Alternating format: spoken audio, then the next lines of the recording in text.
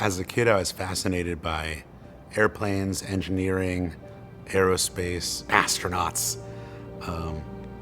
But the truth is, I was afraid of flying. I was afraid of things outside of my control.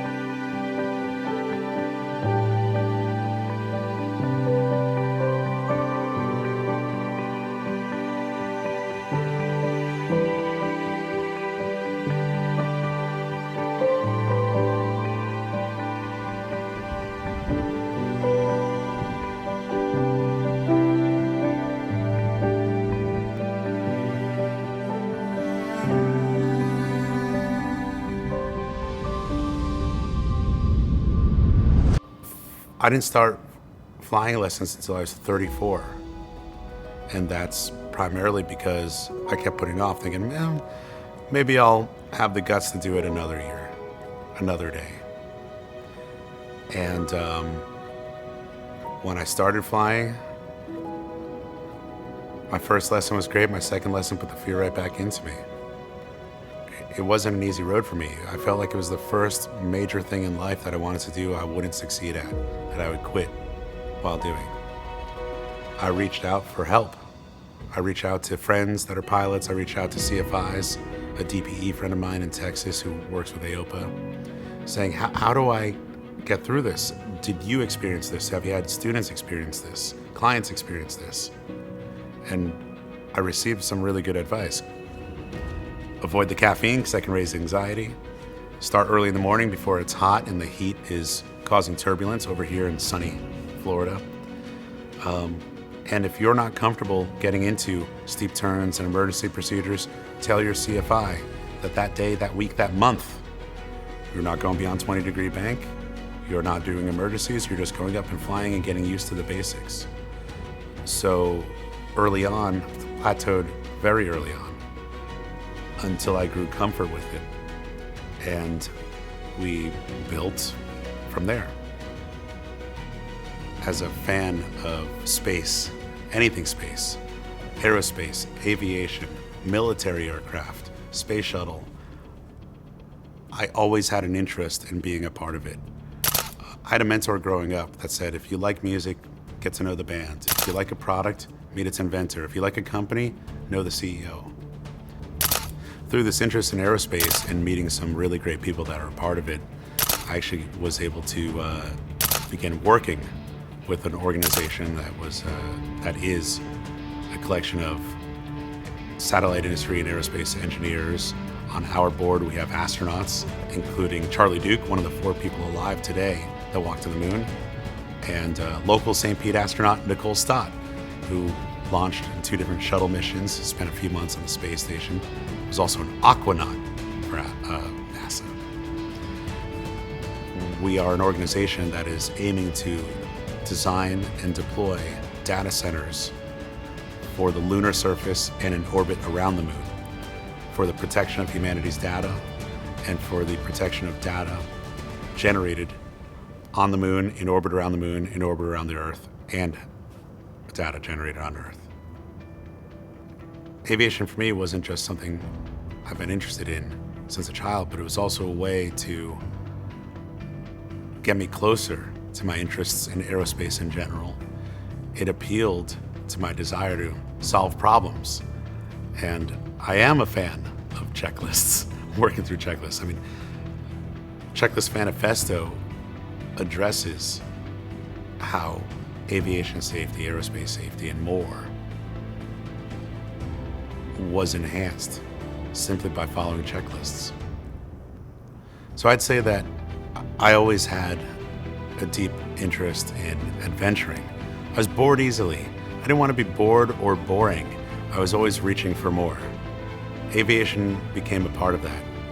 I did have a fear of flying, and it took me a long time to work through that. But that was part of the challenge. That was part of the adventure. Facing it, feeling challenged by it, putting the time in, and overcoming it.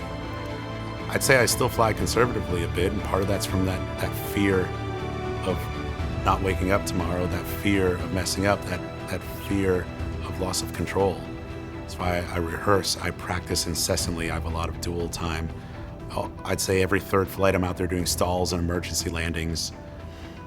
But that desire for adventure drove me in multiple things in my life, but I'd say most primarily in aviation. My name is William Hawkins. I'm a pilot. I just fly for fun. I'm a cybersecurity consultant designing humanity's first data centers for the moon. And you can find the Mooney Anomaly online at the Mooney Anomaly.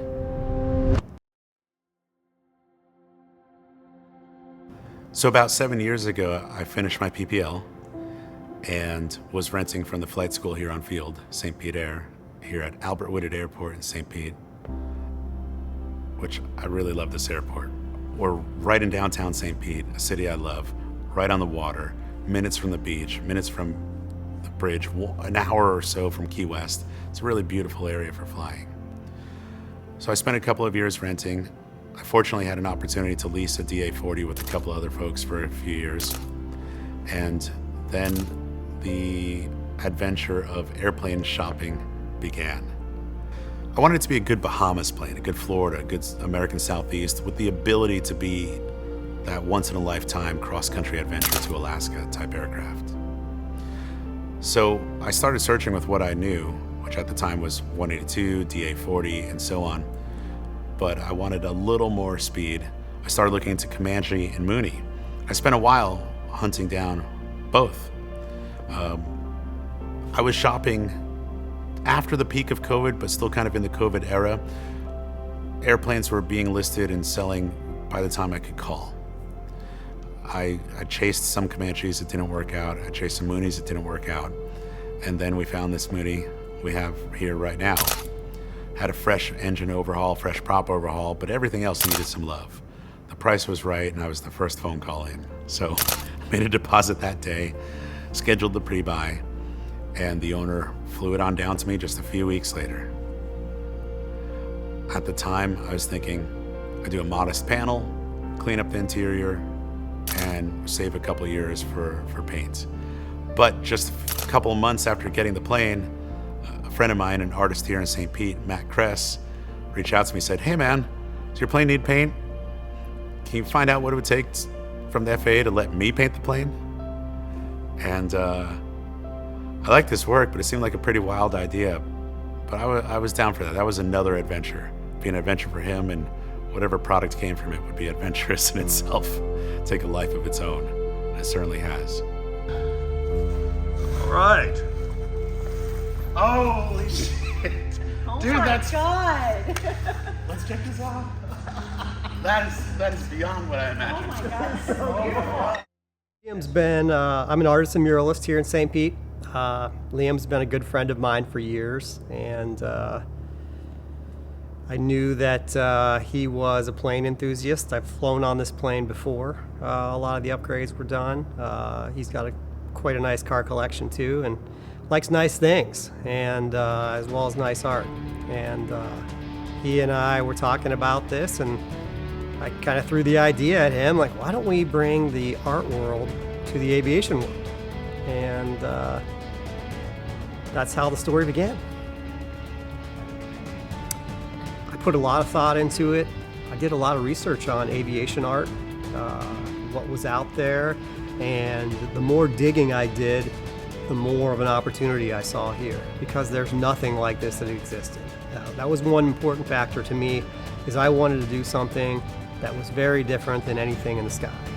And my goal here was really to bring the graffiti world, the art world, to aviation, and to do something different, to think a little differently here. And some of the geometric work I've done in the past really resonated with me here. So I reached out to Liam and said, "Hey, what do you think we just go crazy with this thing and just use a ton of different colors and geometric shapes and kind of let the shapes speak for themselves and make something out of the airplane. And I really appreciate how much of a forward thinker Liam is to just say, here you go. Here's a blank canvas for you. And the big thing that I also went through that Liam kind of mentioned, I said, I can paint a wall, I can paint anything. I know absolutely nothing about quality painting for FAA, aviation, and those kind of things. And Liam relentlessly did the legwork there, to find the right shop to work with. And after a lot of failed attempts, Ace Aircraft is also forward thinking and was willing to do some testing with me and making sure that this paint job lasts a long time. My name is Matt Kress. I live in St. Petersburg, Florida. I'm an artist and mural artist. You can find my artwork at Matt Kress Art on Instagram. I love my job. It's my passion, it's my hobby, it's my career. So we had a conference call with Matt. They learned about his process. They learned about the paint products he uses. They ordered his paint. It was gonna be a 7-month wait. Immediately they ordered his paint. They had a leftover elevator from another aircraft where the elevator got replaced. They brought it up to base coat white. They sprayed Matt's paint on there. They clear coated it, let it sit several months, inspected it. Everything adhered appropriately. Nothing bubbled. There were no bad reactions. They said, we can do this. So late last year, the airplane went into their shop and the process began. A few weeks before the airplane was due to be dropped off at the paint shop, Matt calls me up, says, hey, we got to work on this scheme. I'll put together a mock-up. And Matt has, a distinctive style, but there's a couple ends to his style, and one of them is geometric shapes, a lot of colorful geometric shapes. That really appealed to me.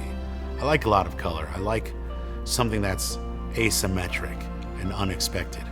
So I said, Matt, let's go with your geometric shapes. He said, okay, I'll work on a mock-up. And right then and there, I decided, no mock-up. Just do what you do. You're an artist, you're a creative. I'm just a logic guy. I don't have the vision for this. Just do it. He said, okay, man. Well, you sure? I said, yeah. He said, all right, I'll send you updates. And then right then and there, I decided, no updates. I don't want to even know. Let's make it a surprise. I think I would lose more sleep knowing what it looked like and not understanding where it was going, not having the creative artist vision that he has, than if it were a secret. So Matt and the paint shop agreed to keep it a secret. No photo leaks, no video leaks. I was kept completely in the dark. Matt even blocked his Instagram stories from me for a couple of months. So 10, 11 weeks go by in the total process. Matt's work was about 3 weeks after they brought it up to base coat white and before clear coat. And then we flew out to Bartow for the unveiling. And this aircraft right there was waiting for me.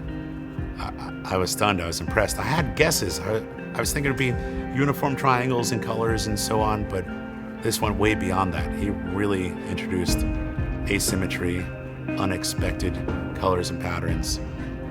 There are 45 colors on this plane. It's something I couldn't have expected, and I'm thrilled. And it's been getting a lot of attention and an overwhelmingly positive feedback, both online and in person at Sun and Fun or any place I fly to.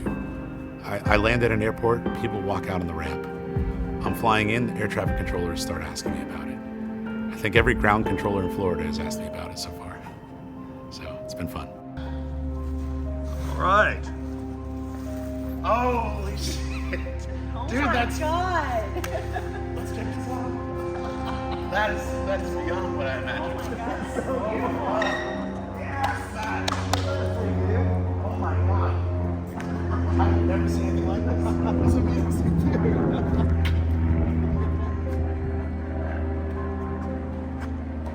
Holy moly.